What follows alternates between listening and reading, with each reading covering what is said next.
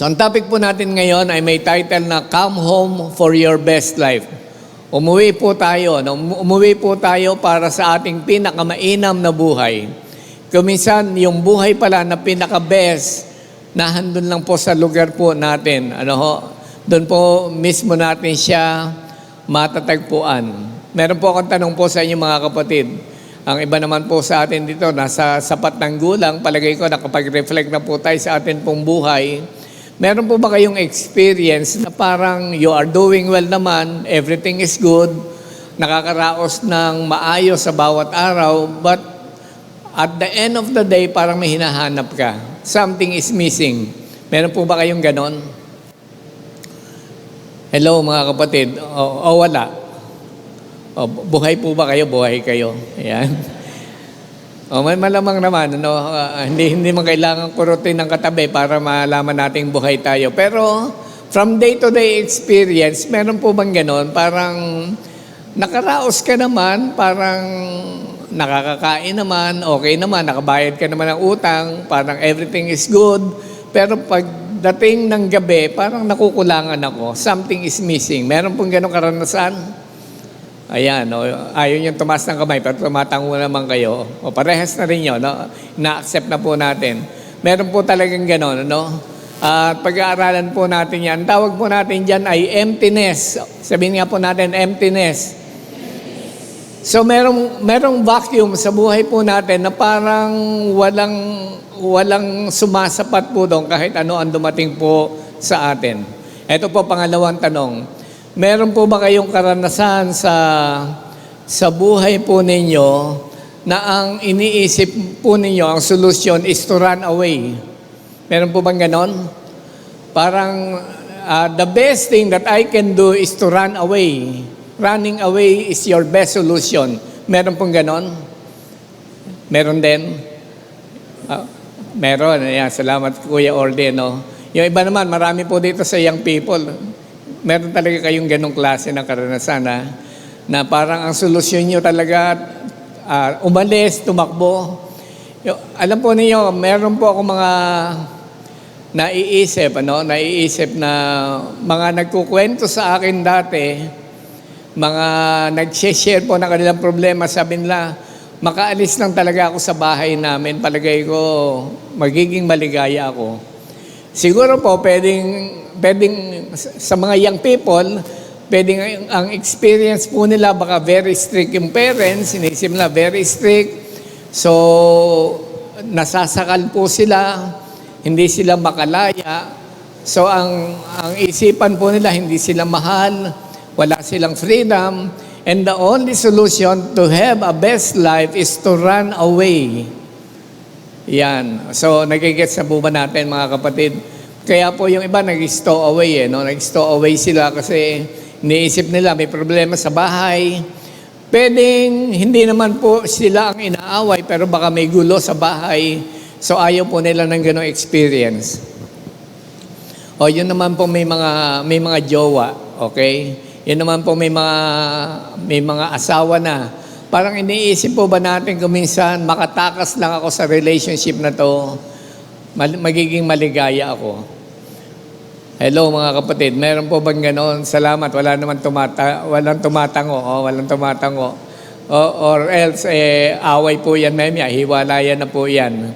So, pwede po mangyari po talaga yan. Running away is your best solution. Kaya ako po binanggit po yan, meron pong isang pagkakataon dito po sa pag-aaralan po natin, ito po ang simula ng kanya pong maling journey. So tingnan po natin, mag-reflect po tayo dito sa mga verses na ito about finding his best life. Okay? Ang una, ang number one po natin, the illusion of the best life. Sabihin nga po natin, illusion. Di po ba kuminsan parang ganyan? Illusion lang po natin, parang projection. Naisip natin, baka ito ang paraan para magkaroon ng best life. Pero illusion lang po pala yun mga kapatid. So, the illusion of the best life without God. Okay? Baka magkaroon ako ng magandang buhay minus my father sa sa literal at sa physical nating kalagayan, malayo sa aking ama, or kaya spiritually speaking, baka iniisip natin, ang illusion po natin of the best life, malayo sa atin pong Diyos. Luke 15:12 to 13. Sinabi ng bunso sa kanyang ama, Ama, ibigay ninyo na sa akin ang bahaging mamanahin ko, kaya hinati ng ama ang ari-arian niya sa dalawa niyang anak. Pagkalipas ng ilang araw, pinagbili ng bunso ang lahat ng minanan niya at pumunta sa malayong bayan. Doon niya ginastos ang lahat sa walang kwentang pamumuhay. So yung father, merong dalawang anak. May bunso, merong panganay. Pero yung bunso, parang gusto na po niya makuha yung mana po niya. Okay? Anyway, yung pong mana talagang nakukuha naman po yan no? Pero hindi po sa ganito pong paraan na iniisip po ng batang ito, ng bunso po nila. Actually, meron pong sapat na edad para mapasa kanya po ito. So wala pa po siya sapat na edad. Pwede nga po, after nang mamatay yung tatay siguro, o kung magkaroon ng problema, pwedeng mapunta muna ito sa panganay at ibibigay din sa kanya eventually. Pero masyado siyang nagmamadali na makuha na po kaagad ang kanya pong mana. He thought freedom and wealth would bring fulfillment. Yun naman po talaga ang dahilan po niya. Iniisip po niya na yung freedom, yung kalayaan, malayo sa kanyang ama, at yung kayamanan na dala-dala po niya, magbibigay po sa kanya ng fulfillment, yung satisfaction po ng buhay. Hindi ko po alam bakit naging series po natin ito, no? At nagmamatch naman po sa ating campaign po ngayon sa life, yung ating po mga life group, meron po tayong mga ginagamit na materials, parang hinahanap po talaga natin yung pinakamainam para po sa buhay po na to. So, he demanded his inheritance very early. At ito po ay nagsisimbolize ng desire niya to live independently. Okay? Alam po natin, pag nakakabalita po tayo ng mga young people sa US, ganyan po pala sila, no? Yung pwede po sila mamuhay independently, wala pong magagawa yung kanila pong mga magulang, okay? Kaya po minsan yung mga nag-migrate po nating mga kapatid, nagpe-pray din po tayo sa kanila, no? Na sana hindi ma-adapt yung culture na ganun. So, ito po ay nagsisimbolize ng desire to live independently from his father, okay? Malayo sa kanya pong ama. And he pursued pleasure. Nang iniisip po niya, pag maraming pleasure, pag nasusunod mo yung desire ng iyong katawan, mas magbibigyan ka nito ng happiness. Pero alam po ba ninyo mga kapatid, sa totoo lang, it is not pleasure, but purpose that will lead you to happiness. Amen. Can you say amen to that? Ulitin ko po, no? Purpose, not pleasure, will lead you to happiness. Ang nagdadala po sa atin sa talagang kaligayahan, matagpuan po natin yung purpose ng buhay po natin. Ang mundo po na ito na ginagalawan po natin ay nagpo-promote ng isang mindset na malayo sa katotohanan na itinuturo po ng Bible. Ano po yon?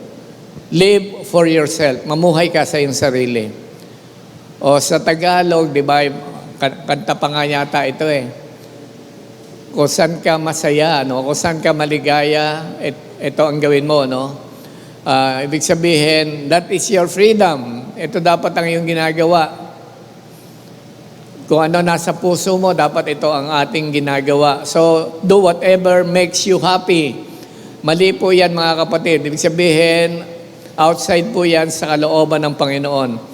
Ang reality po mga kapatid, illusion nga po kasi ito no? Illusion niya na pagka nagkaroon siya ng freedom, nakapamuhay siya independently, magiging maligaya na po siya, no? May katotohanan po yan. Alam po ninyo, at young age, at the age of 22, naging Sunday school teacher po ako. Nung maging Sunday school teacher po ako, alam po ba ninyo, devoted naman po ako gawin every Sunday, pero dumating po sa point na parang naging burden na siya sa akin, yung hindi ba ako makakalaya dito sa responsibility na to, bakit ko pa siya tinanggap? Yung bang gigising ka ng early ng Sunday, magbabrowse ka ng lesson kasi may hahawakan kang responsibility sa church. So na-assess ko rin, kaya naintindihan ko din yung iba na ang kala nila yung mga responsibility sa church parang burden para po sa atin. At nag-iisip ako, kailan kaya ako magkakaroon ng freedom dito? Yung parang bumalik kaya ako sa dati kong gawi. At least, kung babalik ako sa dating gawin, baka sila na magtanggal sa akin. So parang gano'n, nag-iisip ka parang ano yun, no? Parang walang kwentang isipan. Kaya nag-iisip ka ng gano'n for the sake na mawala sa iyo yung responsibility. Kasi iniisip mo, wala tayong freedom, wala po tayong saya. But the reality, mga kapatid, kapag namuhay po tayo independently away from our Father, away from God, ang nangyayari po, doon po lalong na-experience po natin yung emptiness, na-experience po natin yung brokenness. In verse 14, ito po sabi, the famine came and he lost everything. Okay? Narinig po ninyo mga kapatid? He lost everything. Nawala po sa kanya ang lahat. Naubos ang kanyang pera, nagkaroon ng matinding tagutom sa lupain at naghirap na siya. Okay? Alam po ninyo, kahit po milyon ang hawak po ninyo sa panahon po ngayon, tapos sabihin po ninyo, you are secured, mamumuhay ako na masaya, saglit lang po yung maubos. Okay? Saglit lang po maubos ang pera po natin ngayon. And he ended up feeding pigs. Yun na lang po talaga ang nangyari po sa kanya. Nagpapakain na lang po siya ng mga baboy. Nagsisimbolize po yan mga kapatid ng shame and desperation. Sa kabila ng gusto po niya maging masaya, mali po ang naging dating. That is an illusion. Kasi po nagutom po siya, nawala po ang pera po niya, namasukan na lang po siya ang tagapag-alaga ng baboy. Okay? Ito po makikita po natin. Sin promises happiness but leads to emptiness. Sin promises happiness but leads to emptiness. Tingnan po natin mga kapatid, are you chasing things that promise happiness? Meron po ba tayong mga hinahabol na mga bagay na may pangako sa atin na tayo po ay liligaya, pero iiwan lang po tayo nito ng empty? Number 2, yung ano po yung una natin, the illusion, okay? Hello mga kapatid, ano po yung number 1? The illusion of the best life without God. Okay? Ang next po natin, the turning point for the best life. That is repentance. Okay? Luke 15:17 to 21, basahin ko lang po yung verses 17 and 18. When he came to his senses, he said, how many of the father's hired servants have food to spare? And here I am starving to death. I will set out and go back to my father and say to him, Father, I have sinned against heaven and against you. Nagugutom na siya, no? Naghirap na siya, wala na siyang pera, wala na po siyang barkada, o iniwan na po siya ng lahat, wala na pong tumutulong po sa kanya. At nung time po na yon, nalugmok po siya, sabi, he came to his senses. Okay? Buti na lang, napaisip po siya, no? Ang naisip niya, sabi niya, bumalik po doon sa kalagayan ng buhay doon sa kanyang ama. Sabi niya, how many of my father's hired servants have food to spare? And here I am starving to death. Sa bahay ng aking ama, kahit katulong, hindi nagugutom. But here I am, mamamatay ako sa gutom. I will go back. I will set out and go back to my father and say to him, Father, I have sinned against heaven and against you. Okay? Yan po yung kanyang kanya pong panalangin. Sabi po niya, may sapat na pagkain at sobra pa doon sa tahanan ng kanyang ama, yung kanyang mga alipin. Pero narito ako, halos ako ay mamatay na. Babalik na lang ako sa amin at sasabihin ko sa aking ama, Ama, nagkasala po ako sa Diyos at sa inyo. That is a moment of realization. Na-recognize po niya ang kalagayan ng buhay sa kanyang aba is better than him. Okay? Ang buhay ng mga katulong, ng mga servants, doon sa bahay ng kanyang ama, mas mabuti pa sa kanyang pong kalagayan. And he humbled himself, admitting his sin, and decided to return. Gusto na po niyang bumalik. Alam po ba ninyo mga kapatid, ang repentance ay nagbubukas po ito ng pintuan for a new life. Amen po ba? Sabihin nga po natin, new life. New beginning. So pwede po tayo magkaroon ng new life, new beginning, new start when you repent and humbled yourself and decided to return. So yung repentance, nagbibigay po yan ng bukas na pinto. So are you willing to turn back to God and admit your need for Him? And number 3 po natin mga kapatid, the love that brings true fulfillment. The love that brings true fulfillment, that is the Father's love. Luke 15:20. So he got up and went to his father, but while he was still a long way off, his father saw him and was filled with compassion for him. He ran to his son, threw his arms around him, and kissed him. Di bumalik na nga po siya mga kapatid, ano? Ito po yung picture ng true fulfillment, yung pag-ibig ng Ama. Yung ma-experience mo talaga, naroon yung pag-ibig ng atin pong Diyos. Na the moment you return, you decided to return, nag-repent po tayo, nahandun po yung ating Ama sa atin pong pagbabalik. The Father's love, okay? Nahandun bukas ang palad na tayo po ay Kanya pong tatanggapin. So the Father welcomed him with open arms. Okay? Sa totoo lang po mga kapatid, binabasa ko po yung mga commentary tungkol po dito. This is not, parang sabihin natin, this is not the cultural norms that day. Yung po palang mga mayayaman, hindi tumatakbo. Napansin niyo ako, hindi naman ako tumatakbo.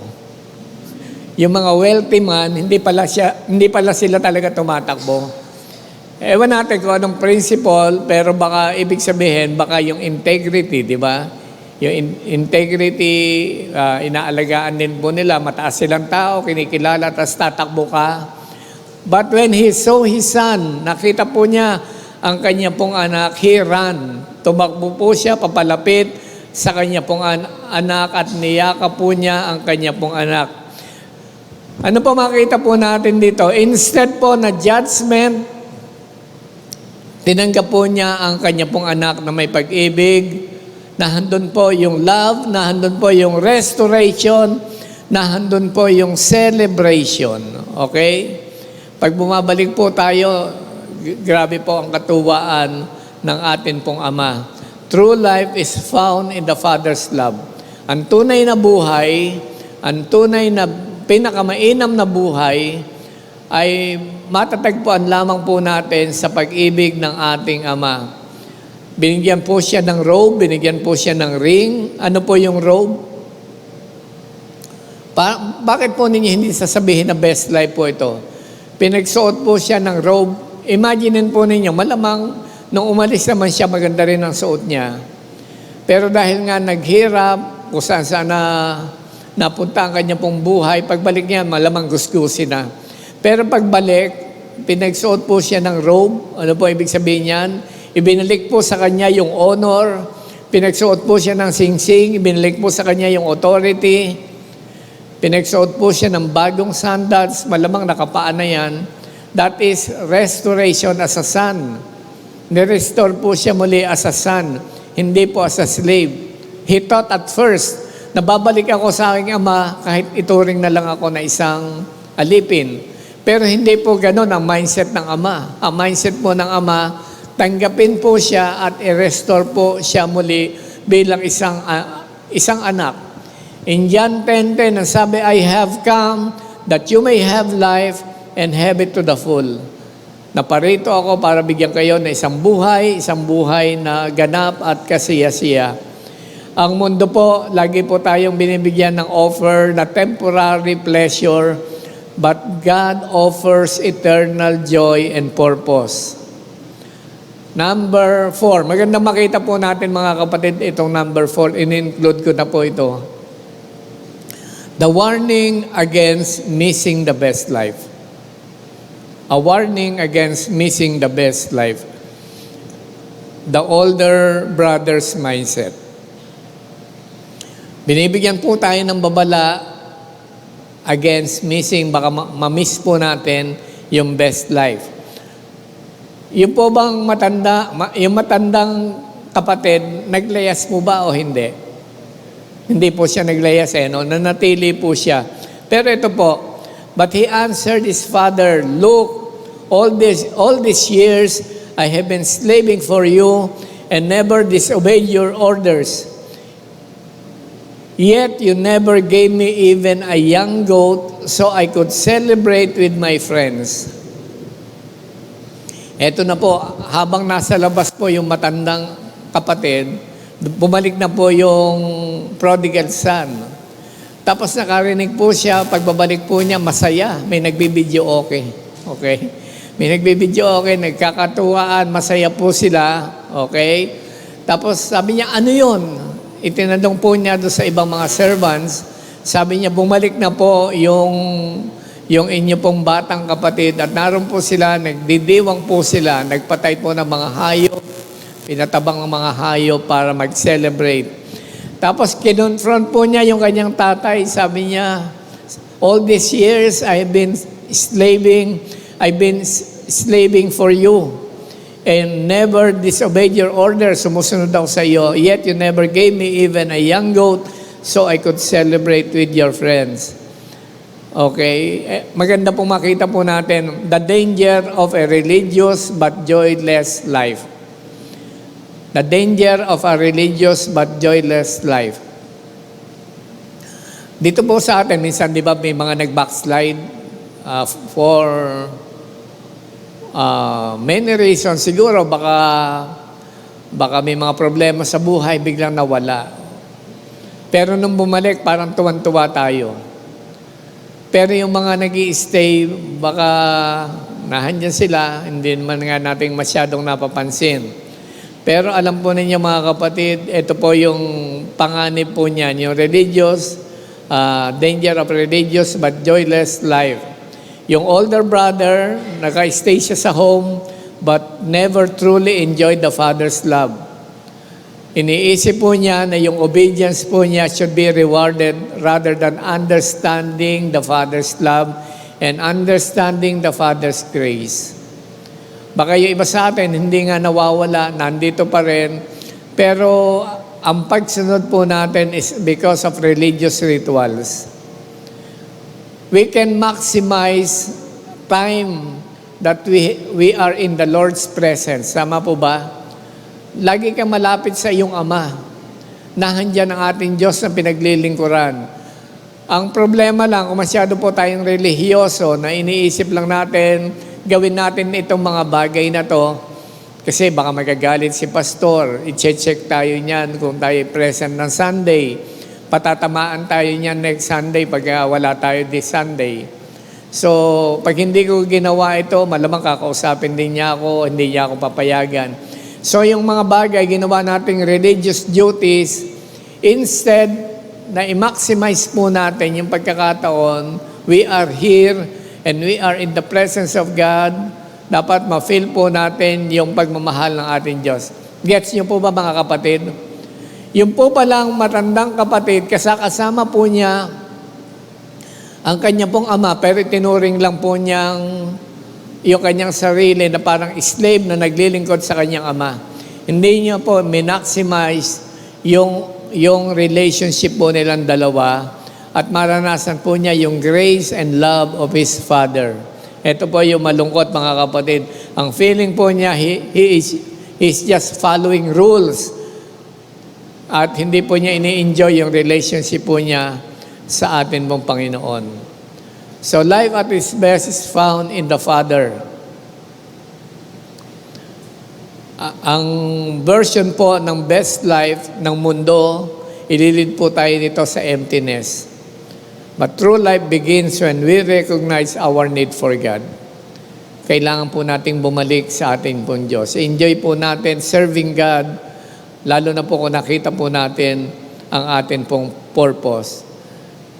Nagsiserve po tayo, but we enjoy our relationship with Him. So this is the best life, mga kapatid. Apart from this, yung malapit sa atin pong Panginoon, you can never experience your best life. Kahit ano pa po ang marating po natin, you can never experience that, mga kapatid. We can only experience our best life when we come home. Yung bahay na gusto mong alisan, okay?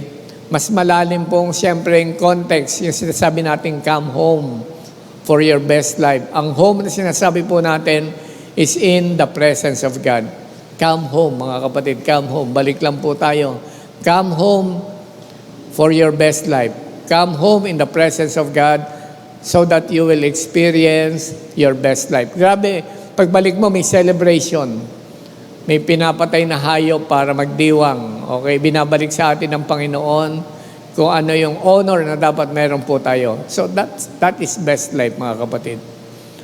Apart from that, mga kapatid, that is temporary at hindi po natin talaga ma-experience yung sinasabi po nating pinakamainam na buhay.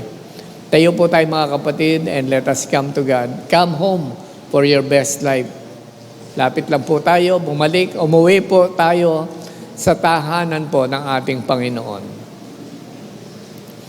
Panginoon, maraming salamat po sa inyo sa umagang ito. Thank you, Lord, sa aral. Thank you po sa inyo po salita na naglilid po sa amin, Panginoon, sa isang maayos po na isipan, maayos na decision po, Panginoon. Lord, ngayon pong umaga, matapos po namin i-meditate ang inyong pong salita, salamat po sa pagpapakita po ninyo that our best life is in your presence and our decision, Panginoon, kagaya po ng prodigal son, he came to his senses. Ganun din po, Panginoon. Kami po, Panginoon, ay magkaroon ng isipan, magkaroon ng realization to come home for our best life. Salamat po, Panginoon. Ito po ang aming panalangin. In Jesus' name, amen and amen.